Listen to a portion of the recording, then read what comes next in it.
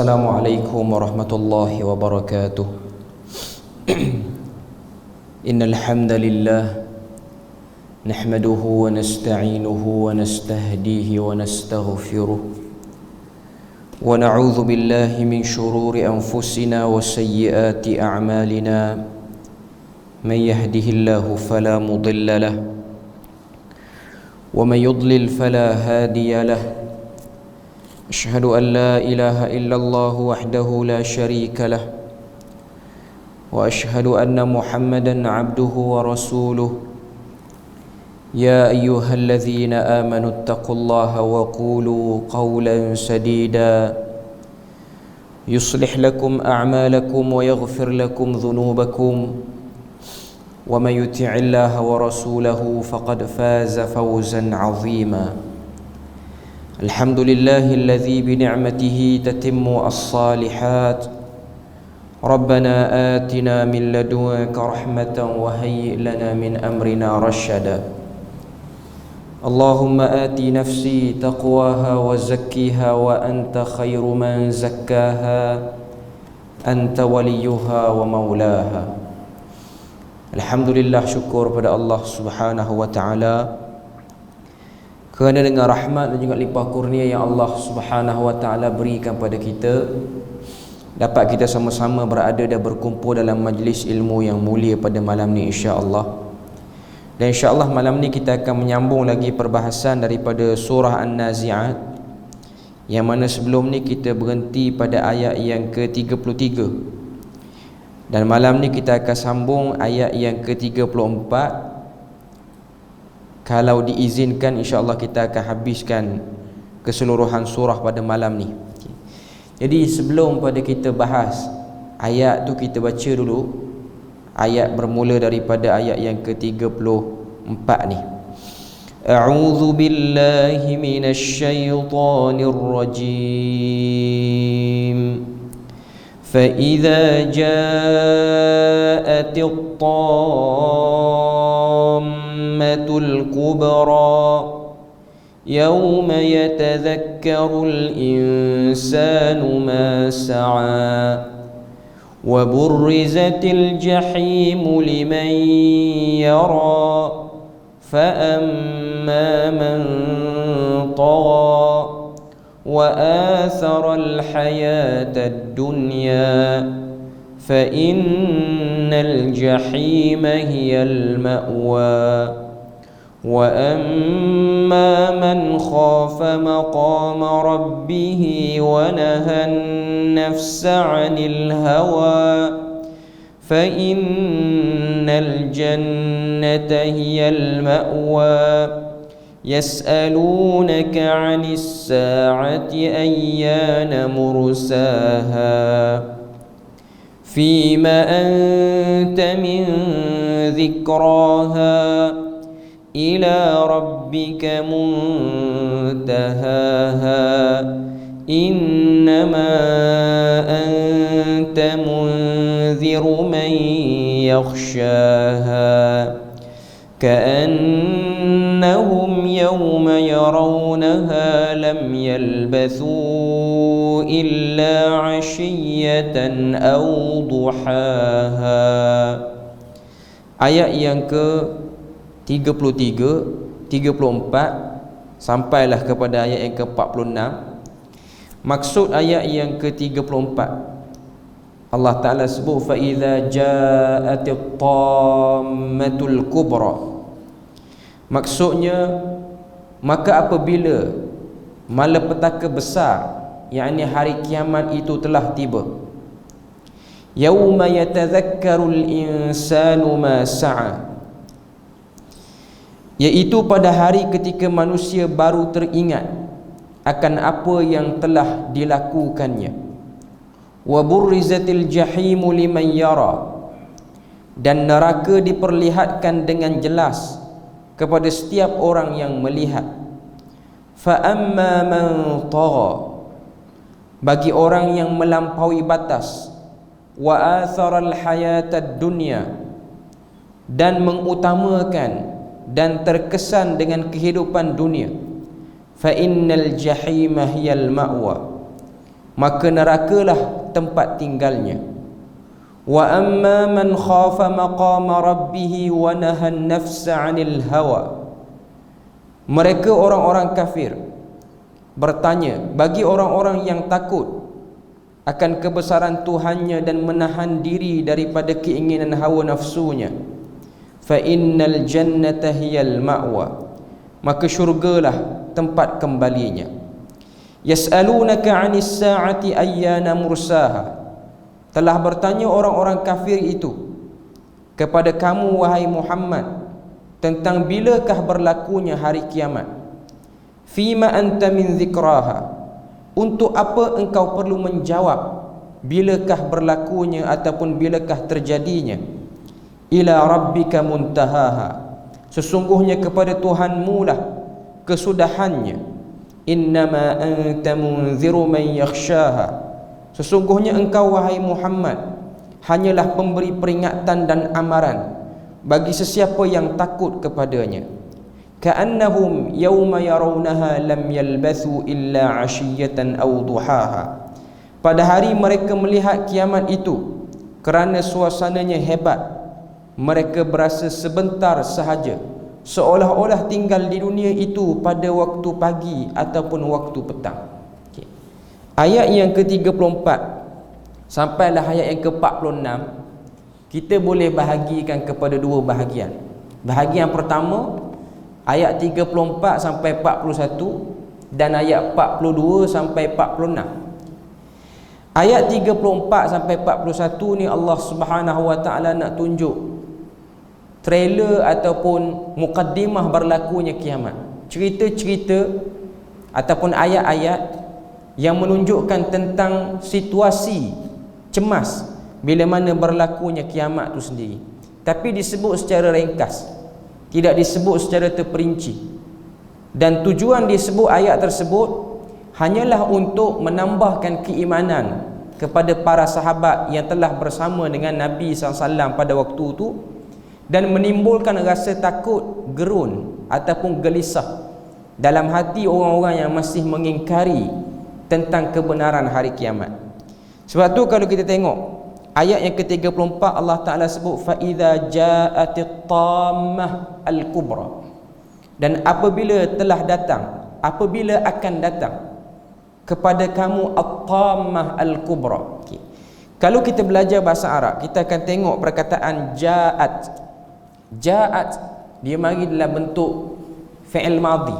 Fi'il madhi ni maksudnya satu kata kerja yang menunjukkan benda tu telah berlaku.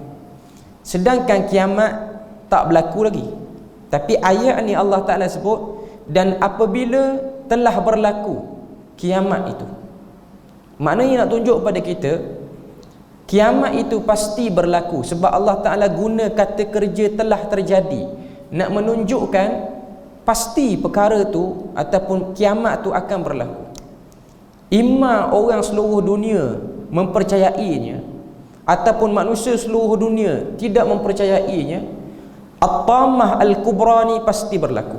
At-tammah tu maksudnya hentaman yang hebat. Hentaman yang hebat yang akan berlaku, yang akan mengkucar-kacirkan semua benda yang ada atas muka dunianya, yang akan menenggelamkan segala apa yang ada atas muka dunia, yang akan menghapuskan segala keindahan muka bumi yang kita tengok hari ini. Gunung ganangnya, bukit bukaunya, air di laut, air di sungai, semuanya akan berubah sistemnya. Matahari dan bulan, bintang-bintang akan jatuh berselerakkan. Maka itu yang dimaksudkan dengan at-tammah. At-tammah tu maksudnya satu hentaman. Sebahagian para ulama menyebutkan perkataan at-tammah sini menunjukkan macam mana kronologi kiamat tu akan berlaku.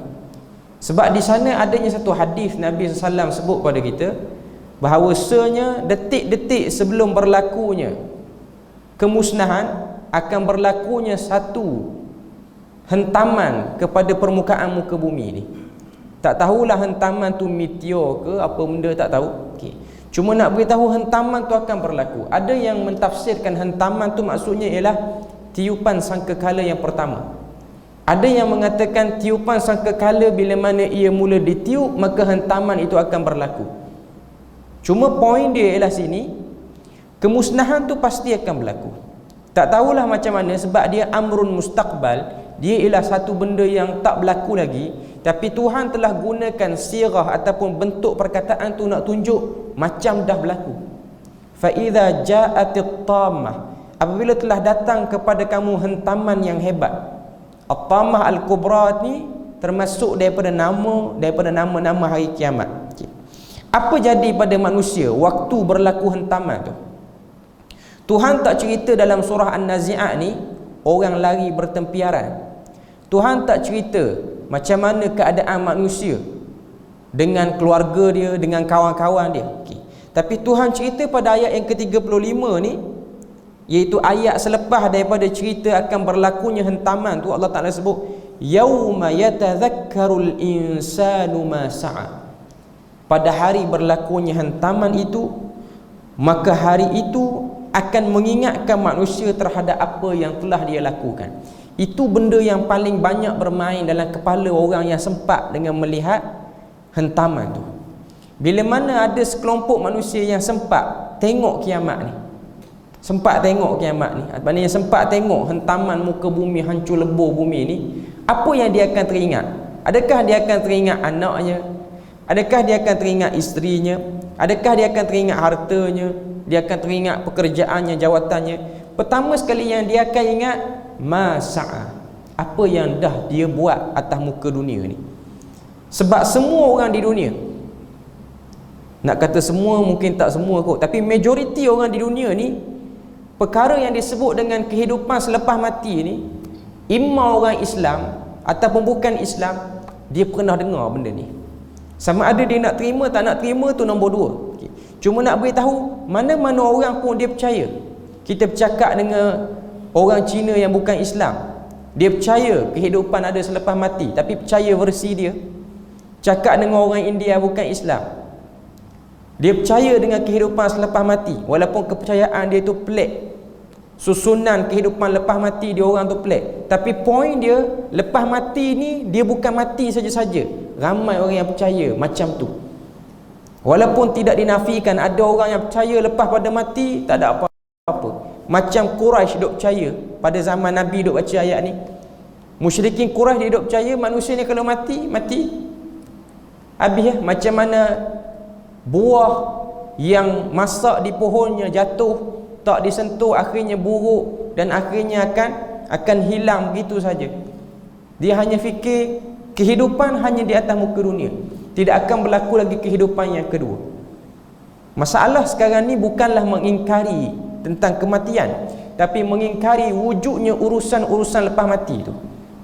Dan manusia zaman sekarang ni, dia percaya kehidupan lepas mati ni dengan version ataupun versi yang berbeza-beza. Kita orang Islam, kita percaya lepas pada mati kita ada urusan yang namanya alam barzakh. Kita ada soalan-soalan di alam barzakh tersebut yang kita kena hadapi sebelum sampai kepada tiupan sangkakala yang pertama. Itu versi kita orang Islam. Versi orang agama lain pula dia punya kefahaman dia. Cuma poin dia sekarang ni, hidup lepas mati ni ramai yang tahu, ramai yang percaya. Ramai yang tahu, ramai yang percaya. First bila mana seseorang tu dia kiamat ni ada dua lah.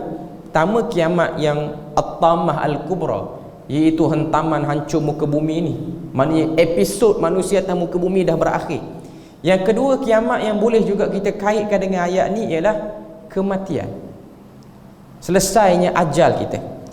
Bila mana kita ni dicabut roh bercabut daripada jasad kita, perkara pertama yang kita akan fikir waktu tu, sebab roh ni dia masih lagi bawa memori kehidupan dunia, kita akan fikir apa? Kita akan fikir apa yang dah kita buat untuk kita berpindah ke alam lain. Tambah-tambah kita orang Islam ni kita tahu kesenangan kehidupan selepas mati ni bergantung kepada hubungan kuat ataupun lemah dengan Tuhan tu. Sejauh mana dia beramal soleh atas muka dunia, itulah yang akan memberi kehidupan baik. Kurang beramal soleh, tak baiklah cerita lepas mati. Banyak beramal soleh, baiklah cerita lepas mati. Sebab tu Quran guna perkataan yatadhakkar. Inilah yang akan selalu duk fikir. Sebab tu Nabi sebut dalam hadis, Nabi kata jangan lewatkan urusan pengkebumian mana-mana manusia yang mati ataupun mana-mana jenazah yang meninggal. Sebab kalau dia jenazah yang baik, dia akan sebut qaddimuni, cepatkan urusan aku masuk dalam alam barzah. Hatta yang tak baik pun minta dipercepatkan juga. Cuma nak sebutnya, roh pada waktu tu duk fikir, andai kata kalau kita mati, keluar je jasad, keluar je roh daripada jasad tu, apa yang kita akan fikir? Kita tak akan fikir orang nak mari ziarah kita ramai mana, orang nak salat jenazah kita ramai mana. Kita duk fikir apa yang kita buat ni Tuhan tilik, Tuhan perhati atau tidak. Itu yang disebut sebagai masa'a. Apa yang telah aku usahakan atas dunia ni, adakah ianya mendapat perhatian Tuhan ataupun tidak.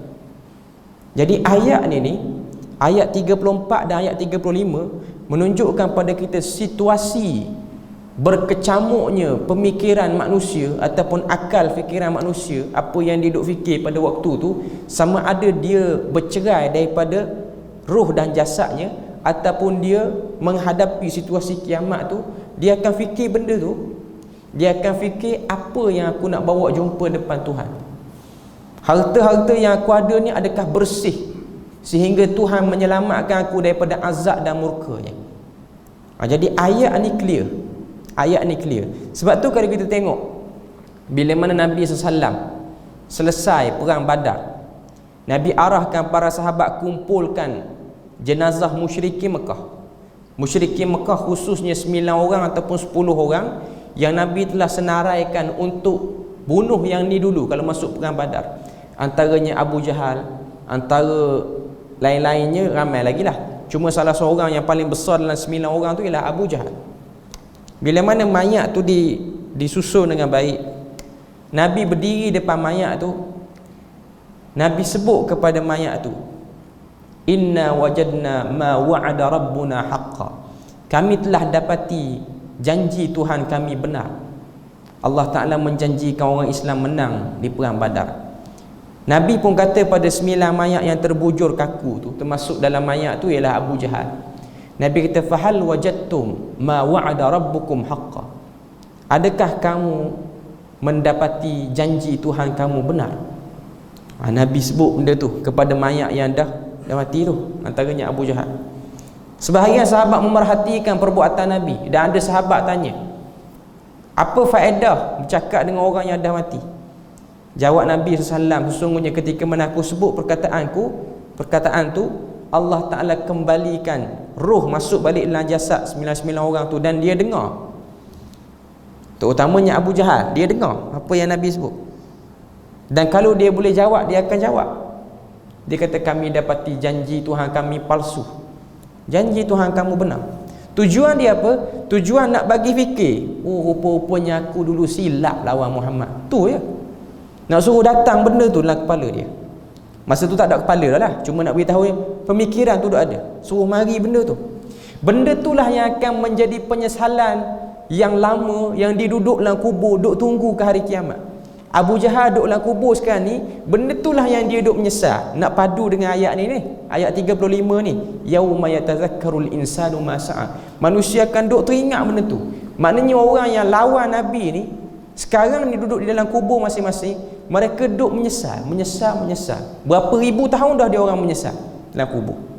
Dan dia orang mengakui kesilapan tu. Sama juga dengan Firaun, sebab cerita ni dia berkait, ayat ni dia berkait dengan ayat sebelum ni. Ayat sebelum ni duk cerita pasal pertembungan Musa dan juga Firaun. Firaun bila mana dia tenggelam, dia nak mati lemah, waktu tu dia punya roh belum keluar lagi daripada jasad dia. Duk teringat dah, menyesal aku lawan Musa. Benda tu dah datang dah. Sebab dia dah lemah dah, dia dah terkapai-kapai, masa tu dah datang dah. Maknanya nak beritahu pada kita, itulah saat-saat yang paling rungsing, paling resah dalam episod kehidupan manusia ni, bila mana bercerainya jasad daripada roh.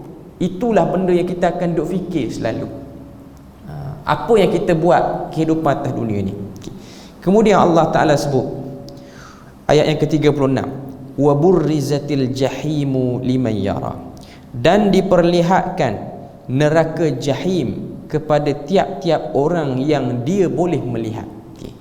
Ayat yang ke-36 ni khusus menunjukkan kepada kita keadaan manusia bila mana berlaku sangkakala yang kedua.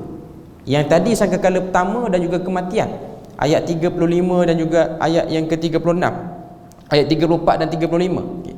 Ayat 36 ni nak beritahu kepada kita sangkakala kedua. Sebab sangkakala ni ada dua kali. Pertama sangkakala yang memusnahkan, kedua sangkakala yang membangkitkan. Sangkakala pertama dimusnahkan semua, muka bumi ni licin, tak ada apa. Sangkakala yang kedua dibangkitkan, semua keluar daripada kubur masing-masing. Okay. Bila mana keluar pada kubur masing-masing, Allah Ta'ala sebut pada ayat yang ke-36 tu, wa burrizatil jahimu liman yara. Kami jelaskan neraka Jahannam bagi sesiapa yang dapat lihat. Sebab ada hadis Nabi sebut, bila mana keluarnya manusia daripada lubang kubur masing-masing untuk pergi ke mahsyar, nak tunggu hisab amalan buruk dan amalan baik setiap seorang daripada kita ni, orang-orang yang dia sebelum mati tu dia jahat, duk tunggu hisab nak mula tu, dia orang duk nampak api neraka, dia orang duk nampak. Tak semua yang nampak, tapi ada bahagian-bahagian manusia yang nampak. Sinfun ataupun asnaf, beberapa kumpulan yang nampak. Okay. Hisab tak bermula lagi, mizan dacing belum turun lagi nak timbang amalan ni, tapi dia orang duk nampak api neraka, duk nampak. Duduk dalam kubur sekian lama, ribuan tahun, duk fikir menyesal dah ni, duk lawan Nabi. Keluar pada lubang kubur, Tuhan bagi tekanan mental sekali lagi, nampak pula neraka. Oh, rupanya yang Muhammad duk cerita neraka-neraka tu yang kita duk bersenda dulu, betul wujud. Itu sudah jadi seksaan awal sebelum seksaan yang betul dalam neraka. Jadi tiga ayat ni, ayat 34, 35, 36, tiga ayat saja ringkas, tapi dia telah menceritakan hampir seluruh kronologi kiamat tu. Sebab tu ayat Quran ni dia ada sifat ringkas tapi sampai maksudnya. Tuhan kata wa burrizatil jahimu liman yara. Kami telah jelaskan. Burrizat ni maksudnya tengok dengan mata. Burrizat ni maksudnya tengok dengan kornea mata kita ni lah. Mata kita betul, kita nampak syurga dan juga neraka. Tapi khusus ayat ni ialah neraka lah, al-jahim. Okay. Nampak betul-betul, nampak menyala. Abu Lahab yang Tuhan duk cerita tabbat yada abi lahabin watab ma aghna anhu maluhu wa ma kasab. Allah Ta'ala sebut apa yang dia akan dapat dalam neraka. Lahabin maknanya api yang menyala-nyala. Dia nampak. Masa tu Tuhan tak campak dalam neraka lagi. Masing-masing duk beratur, duk tunggu bila nak start hisab ni. Masing-masing dalam keadaan kepanasan. Tapi yang dah pernah ada sejarah lawan Nabi, lawan Rasul, tak percaya kiamat, dia orang duk nampak dah, aku memang Jahannam dah hari ni. Hari ni aku Jahannam. Okay. Sebab tu disebut neraka Jahannam. Sebab hari ni aku Jahannam. Tak kena bakar apa lagi, duduk diri elok lagi, tapi duk rasa dah seksaan tu. Seksaan awal sudah dirasai. Jadi itu benda yang kita boleh tengok. Itu benda yang kita boleh tengok. Dan benda ni dia akan berlaku dalam kehidupan manusia, terutamanya manusia yang duk lawan, duk petikai kebenaran hari kiamat ni. Sebab tu kalau kita tengok dalam ayat ni, Allah Subhanahu Wa Taala sebut ayat yang ke-35 tadi, yatazakkar. Saya terlupa nak sebut poin tu. Yatazakkar tu maksudnya sentiasa mengingati.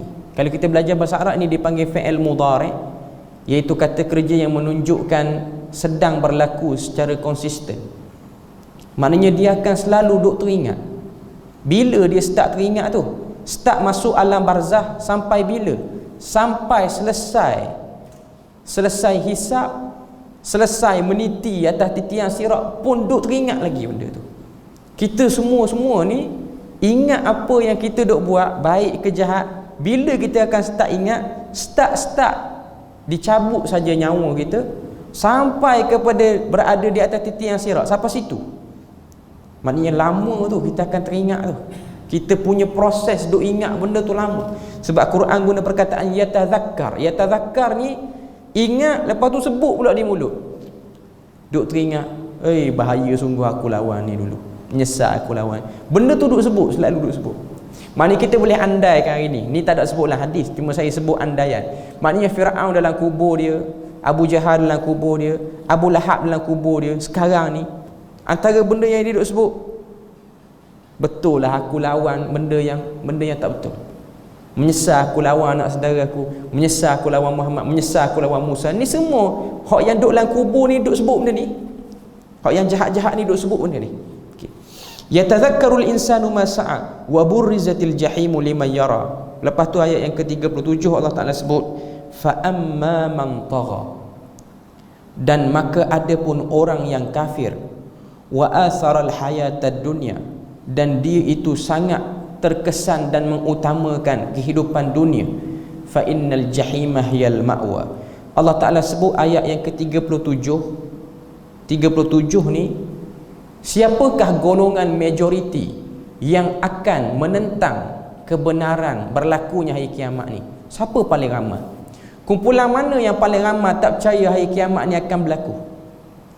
Tak percaya dari segi i'tiqad dan juga tak percaya dari segi perbuatan. Kumpulan mana? Tuhan sebut man tagha, iaitu kumpulan yang melampaui batas ataupun kufur. Cuma perkataan tagha tu lebih tepat kita nak terjemah sini, orang yang melampaui batas. Masuk sekali dalam tagha ni ialah orang yang zalim pun masuk sekali. Sebab perkataan tagha kita biasa dengar taghut. Taghut ni maksud dia sesuatu benda yang diagungkan sama hebat dengan Tuhan. Sama ada dia berbentuk arca, iaitu patung yang diukir oleh tangan manusia, ataupun dia berbentuk manusia, dia memang manusia, orang, pemimpin. Macam Firaun, dia yang mentaghutkan diri dia sendiri. Dia yang duk mengaku dia Tuhan. Dia minta orang puja dia. Ada setengah penyembahan ataupun setengah kesesatan ni puja benda lain. Contoh macam Samiri buat kepada Bani Israel, puja anak lembu. Okey. Maknanya anak lembu tu tak ada masalah. Yang salahnya ialah i'tikad tu. Cuma dalam kes ni orang yang melampaui batas.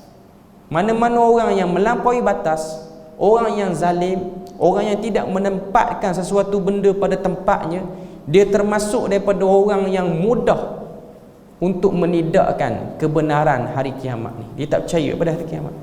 Mana-mana orang yang melampau, dia tak akan percaya pada hari kiamat. Sama ada dia tak percaya hari kiamat tu dia nafikan terus, ataupun dia kata hari kiamat tu menyebelahi dia. Macam Yahudi. Yahudi kalau kita tengok dalam Quran, Allah Ta'ala sebut dalam surah Baqarah, bagaimana orang Yahudi ni bila mana Nabi beritahu tentang tauhid, Nabi beritahu tentang bahaya syirik. Orang Yahudi ni dia orang perasan. Yahudi zaman Nabi, bukan Yahudi zaman Nabi Musa. Yahudi zaman Nabi dia perasan. Dia kata apa yang Muhammad sebut ni betul lah, memang ada dalam Taurat. Cuma kita Yahudi ni special case. Kita tak macam orang-orang Arab kaum dia. Kita Yahudi yang mari duduk di Madinah ni, kita keturunan Bani Israel. Bani Israel buat jahat tara mana pun, dia akan masuk neraka maksimal 40 hari je. Siapa yang ajar dia orang macam tu? Paderi-paderi dia orang, rabai dia orang, 40 hari. Sebab tu saya sebut, yang tak percaya hari kiamat ni ialah orang yang melampau. Bukan dia nafikan hari kiamat, kadang-kadang dia mengeksklusifkan hari kiamat tu kelebihan banyak alik puak dia. Dia kata kita akan kena neraka, tapi maksimal 40 hari. Arab mungkin puluh-puluh tahun ada dalam tu. Tu kefahaman Yahudi zaman Nabi, zaman Nabi Muhammad. Sebab dia kata hujah dia orang ialah kita kafir tak taat pada Nabi Musa 40 hari je. Nabi Musa naik terima Taurat di atas bukit Tursina. Samiri pun buat patung anak lembu, duk sembah patung anak lembu tu. Nabi Musa tinggal 40 hari. Turun Nabi Musa 40 hari, dia hancurkan anak lembu, dia marah Nabi Harun, dan akhirnya balik pada tauhid yang asal. Jadi kita maksimal dosa apa pun, kecil ke besar, 40 hari. Siapa yang beritahu? Nabi Musa tak pernah beritahu apa. Cuma nak beritahu, ada orang dia rasa melampau, dia buat kepercayaan tu sendiri, kepercayaan yang direka. Benda inilah yang berlaku kepada iblis pun saat dia tak mahu tunduk kepada Nabi Adam. Iblis apa sebab tak mahu tunduk kepada Nabi Adam? Dia sebut depan Tuhan. Tuhan tanya dia, ma mana'aka an tasjuda iz amartuk. Apa yang menghalang kamu untuk kamu hormat kepada Adam, makhluk aku yang baru ni? Dia sebut depan Tuhan, khalaqtani min narin wa khalaqtahu min tin. Kamu telah ciptakan aku daripada api dan kamu ciptakan Adam daripada tanah. Dia rasa hebat sendiri dia, tak ada orang beritahu pun. Jadi ini dipanggil sifat tagha. Firaun, siapa kata dia Tuhan? Tak ada orang kata pun. Dia sendiri yang mengaku dia Tuhan. Yahudi, siapa kata dia duduk dalam neraka 40 hari je? Tuhan tak pernah kata. Nabi Musa yang dihantar pada kaum tu pun tak pernah kata. Dia sendiri yang rasa dia duduk dalam neraka 40 hari. Jadi itu benda yang kita boleh tengok, sifat, contoh sifat-sifat tagha dia panggil. Mengeksklusifkan tanpa pernah ada petunjuk pun. Tak ada orang beritahu pun. Macam kita orang Melayu, Melayu mesti Islam. Siapa kata Melayu mesti Islam? Kita pergi ke Singapura, di Singapura dah ada persatuan Melayu Kristian, dah ada pun. Mari nak beritahu kepada kita, tidak boleh ada sifat tagha itu. Tagha inilah yang menjahannamkan manusia. Kita tengok mana-mana kumpulan ajaran sesat di mana-mana pun. Bila mana kita kata apa yang kamu pegang ni tak betul, dia kata tengok di akhirat nanti kumpulan mana masuk syurga, kumpulan mana masuk neraka. Macam mana dia boleh jawab macam tu? Sebab pengasas dia telah mengeksklusifkan akhirat tu ada bahagian kita. Itu satu benda yang disebut sebagai tagha. Dan tagha ni, kalau kita tengok dalam ayat ni, Tuhan pilih perkataan tagha ni cukup-cukup cantik.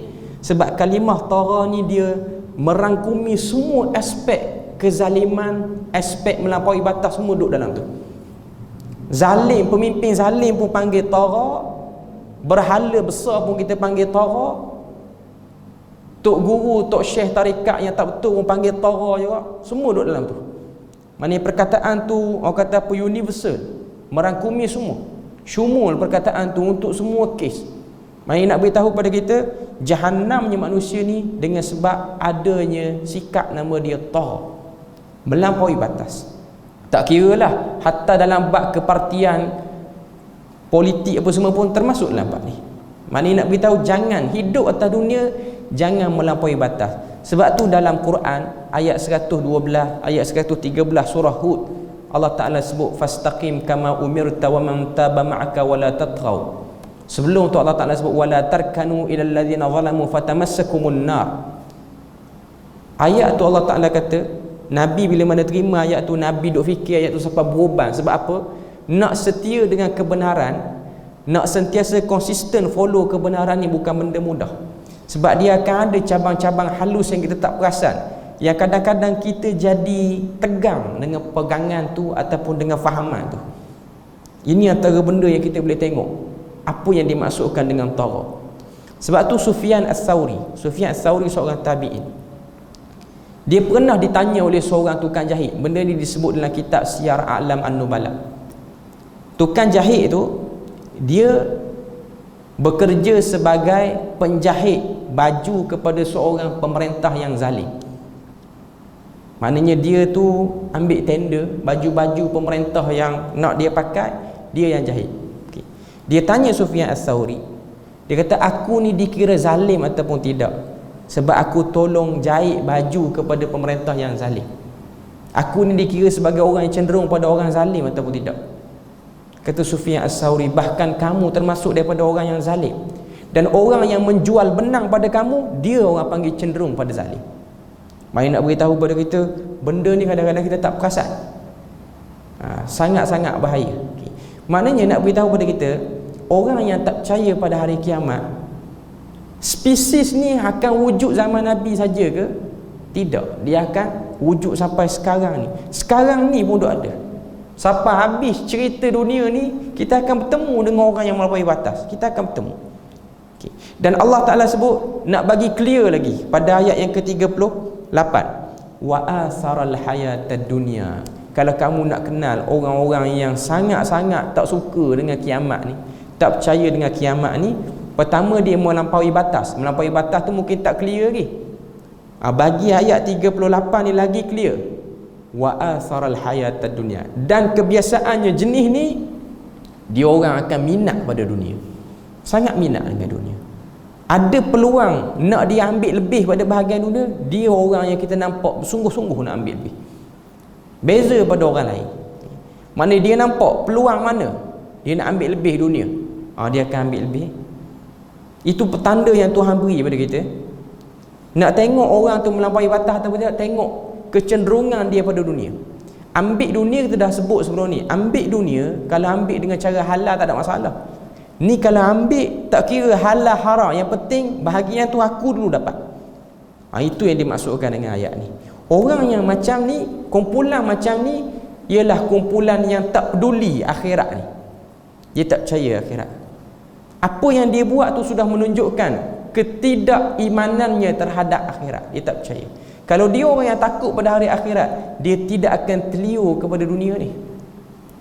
Sebab dia akan tengok ada ayat Quran Allah Ta'ala sebut iza waqa'atil waqi'ah khafidatur rafi'ah. Dalam surah Waqi'ah Allah Ta'ala sebut khafidatun rafi'ah. Hari kiamat ni dia akan merendahkan orang yang tinggi, meninggikan orang yang rendah. Cukuplah orang yang ada iman dalam bab ni dia tahu kalau dia lobby dunia lebih, sampai masa Tuhan akan dedahkan dia punya konspirasi tu. Saya dah sebut sini, nak kejar dunia tak salah, pastikan cara kita ambil dunia tu syar'i, tak ada masalah. Islam tidak pernah melarang penganutnya untuk jadi kaya, bahkan menganjurkan penganutnya untuk jadi kaya. Sebab apa? Sebab dalam agama Islam ni dia ada ibadah yang berbentuk ibadah maliyah, iaitu ibadah yang kena keluar harta. Zakat, wakaf, sedekah, ini semua ibadah bentuk harta.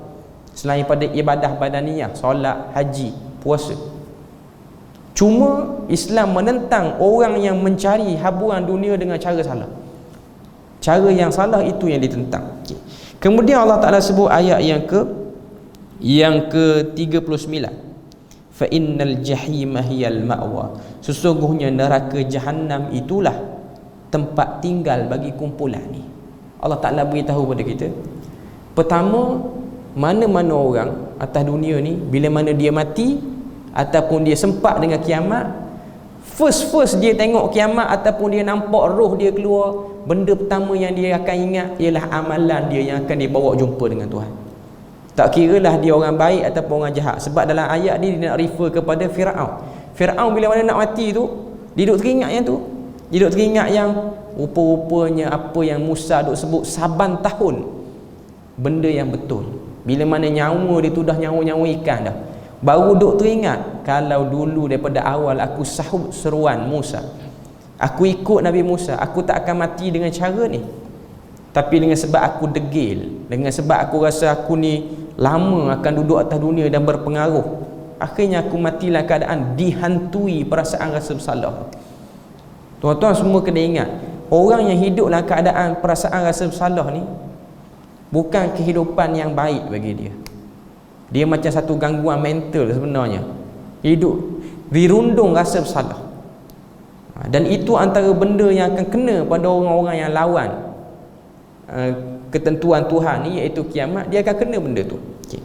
Kemudian ayat yang ke-40 Allah Ta'ala sebut, wa amma man khafa maqama rabbih wa nahan nafsa 'anil hawa fa innal jannata hiyal ma'wa. Ayat 40 dan 41 Allah Ta'ala sebut wa amma man khafa. Tadi Allah Ta'ala sebut orang yang lawan aku, tak percaya akhirat, tempat balik dia ialah neraka jahanam.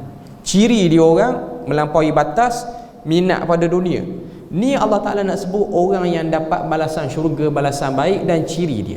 Ciri dia apa? Khafa maqama rabbih.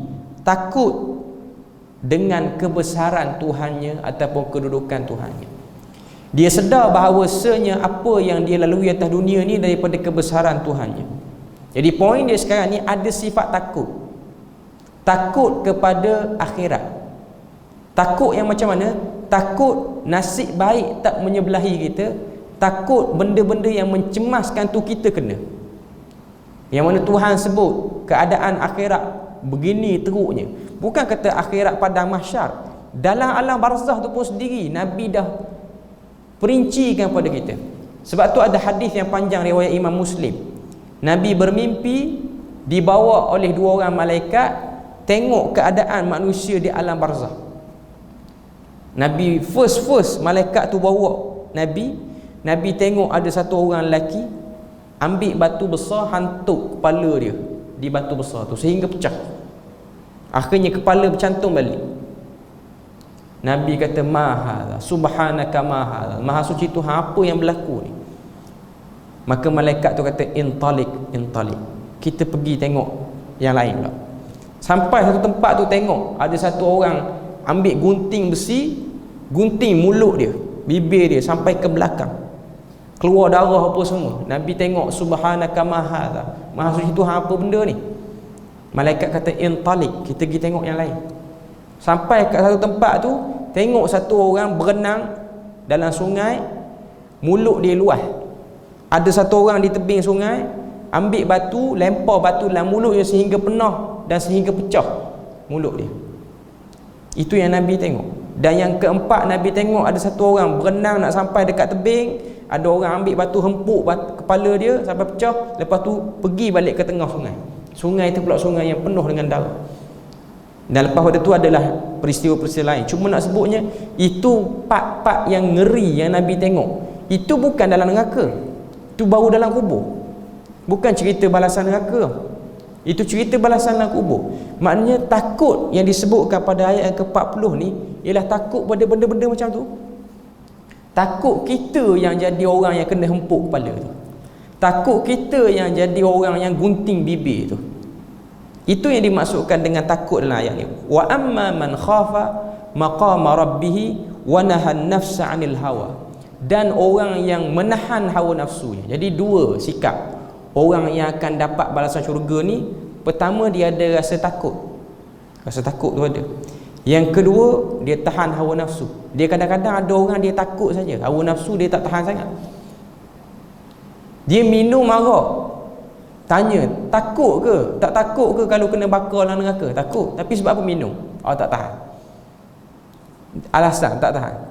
Sebab apa judi juga ni? Tak tahu ke judi haram? Tahu judi haram. Tahu tak judi ni dia punya balasan dalam neraka macam? Tahu.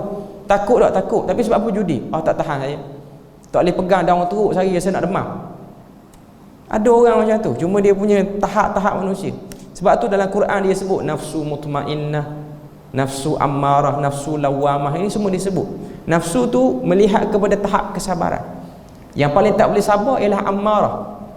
Ammarah tak boleh sabar. Ammarah ni maksudnya apa saja yang terlintas, dia tak boleh fikir rasional, dia akan buat apa saja. Okay. Nafsu lawamah ni nafsu yang ada rasa takut tapi buat je kau. Macam yang kes tadi lah. Sebab apa judi? Takut tak? Takut. Tapi sebab apa judi? Tak tahan. Kawan ajak judi kau. Okay. Itu dipanggil lawamah. Yang paling kelas sekali mutmainnah. Mutmainnah cocok lagu mana pun tak ada apa. Itu yang kita boleh tengok sebahagian para sahabat. Kan kalau kita tengok ada seorang sahabat, saya tak ingat nama sahabat tu, tapi Umar Al-Khattab hantar dia pergi perang ke negeri Rom. Abdullah As-Sahmi nama sahabat tu. Abdullah As-Sahmi radhiyallahu anhu. Dia tertawan, dia kalah. Ditangkap oleh tentera Rom, Rom letak dia dalam penjara. Dan tentera Rom tahu, Maharaja Rom tahu dia ni sahabat Nabi. Jadi berusaha untuk tanassar, untuk Kristiankan dia. Okay. Apa yang dia buat? Raja Rom, Maharaja Rom tu kata, hidangkan kepada dia, bukan hidangkan, jangan beri makan pada dia. Jangan beri makan apa-apa pun sehingga dia lapar. Asal boleh solat berdiri, jadi kena solat duduk sebab terlalu lapar. Lepas tu minta pada dia masuk Kristian, tak nak masuk Kristian. Boleh tahan lapar lagi. Abdullah As-Sahmi. Kemudian Rom tu, Maharaja Rom tu kata, kita beri dia makanan, tapi makanan tu arak dan babi. Bagi makan yang tu. Tengah lapar. Abdullah As-Sahmi tak sentuh pun. Walaupun Abdullah As-Sahmi tahu ada peruntukan boleh makan dengan kadar yang ditentukan. Tapi dia tak nak mengaku kalah dengan Rom. Akhirnya Maharaja Rom dia pening. Dia kata macam inilah, kita beri makanan yang halal. Beri makanan halal, bagi makan kenyang sehingga dia boleh berdiri. Dia makan kenyang sampai boleh berdiri. Sedang molek kawan tu kenyang, Maharaja Rom kata masukkan ke dalam kandang penjara tu, dalam sel penjara tu, perempuan aghniyah, fatatun aghniyah. Kita beri lalu azan dulu.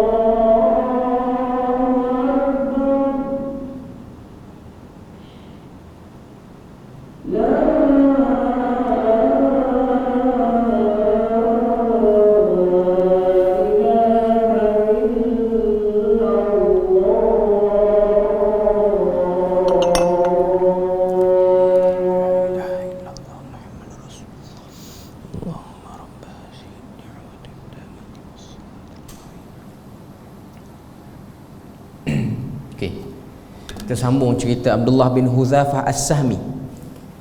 Bila mana Maharaja Rom tengok dia boleh tahan lapar, bagi makanan arak dan juga babi pun dia tak makan, bagi makan kenyang-kenyang yang halal.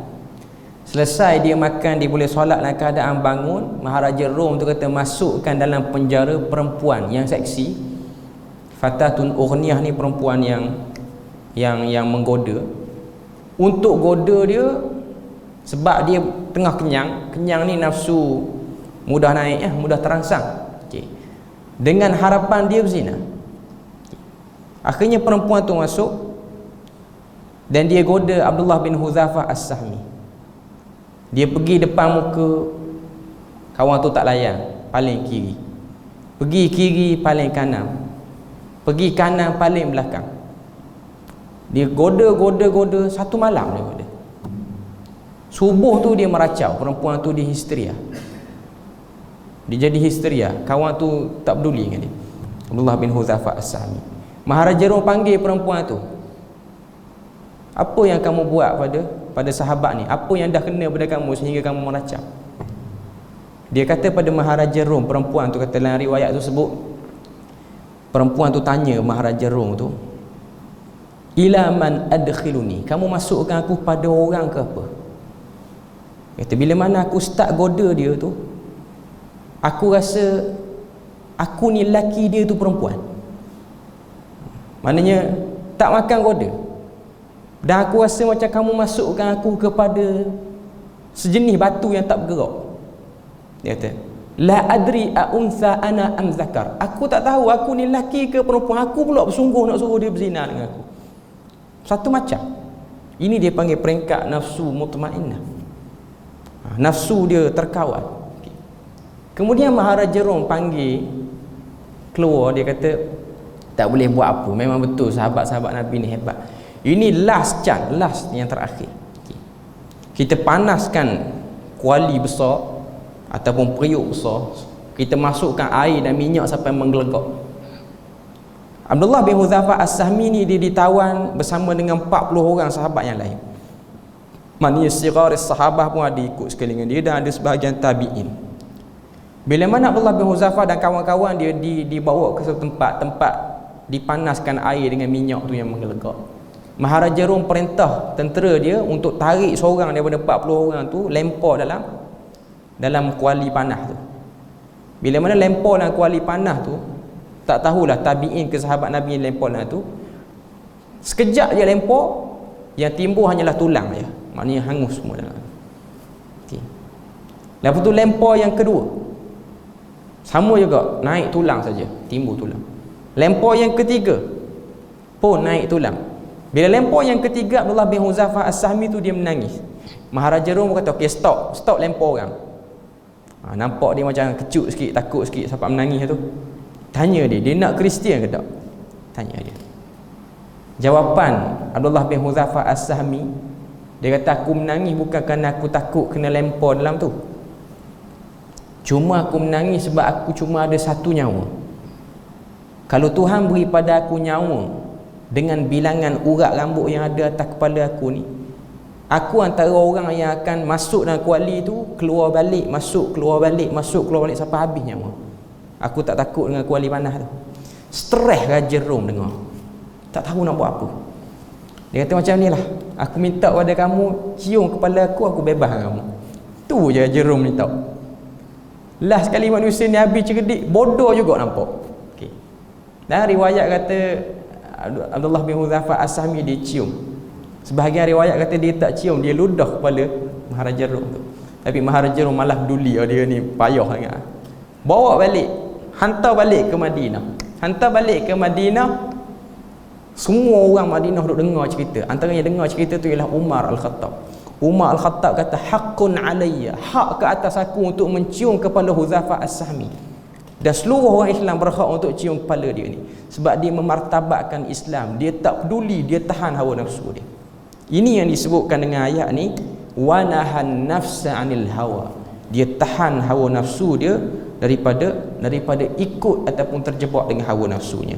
Tuhan sebut ayat 41 sebagai kesimpulan pada kumpulan ni, fa innal jannata hiyal ma'wa, maka sesungguhnya mereka itulah penghuni neraka, penghuni syurga yang kekal. Maknanya Allah Ta'ala sebut sifat ahli syurga, sifat ahli neraka.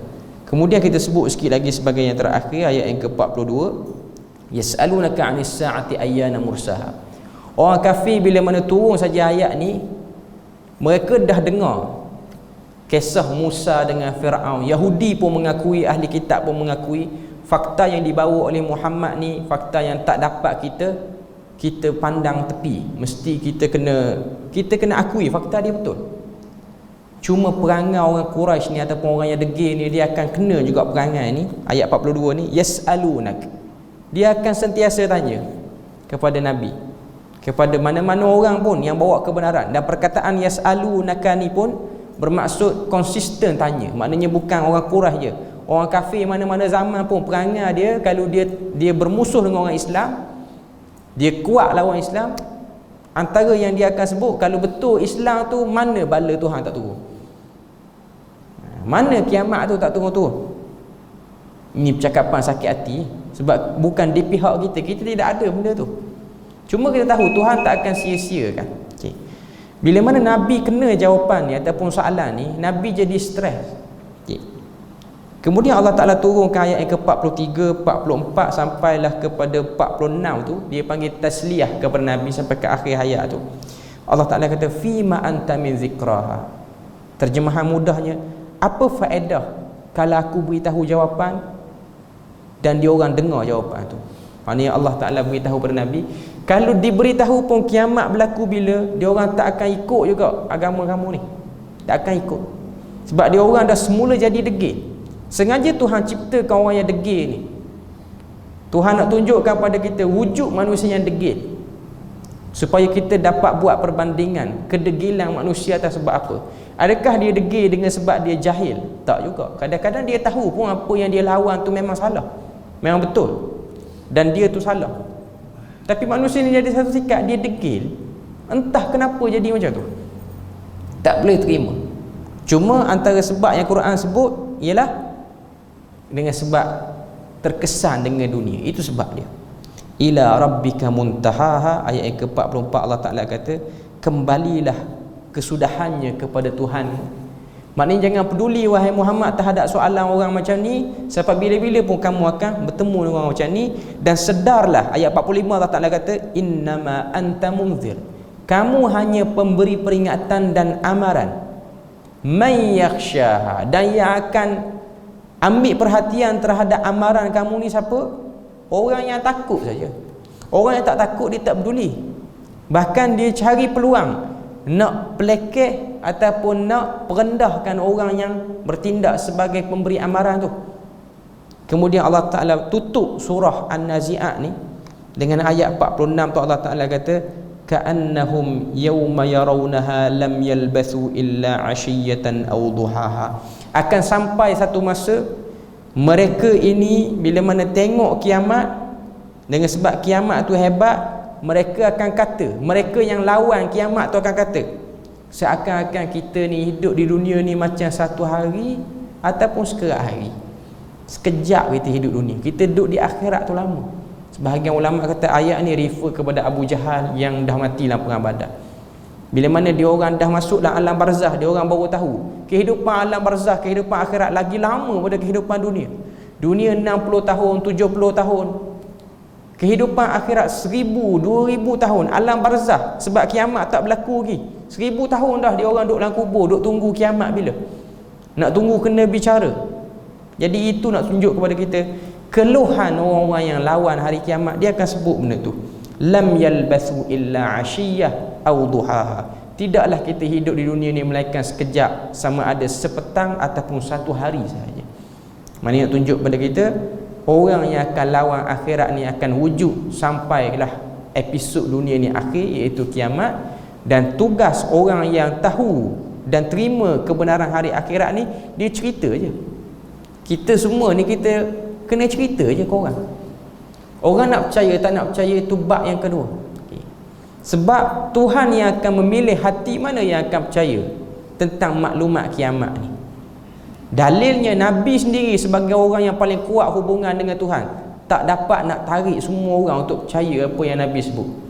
Nabi boleh tarik sebahagian kecil daripada orang-orang Mekah untuk percaya, dan tak ramai orang yang boleh percaya. Itu Nabi. Apatah lagi kita yang tak tahu tara mana hubungan kita dengan Tuhan ni, maka kita punya percakapan tu lebih-lebih lagi lah orang boleh tolak berbanding percakapan Nabi. Okay.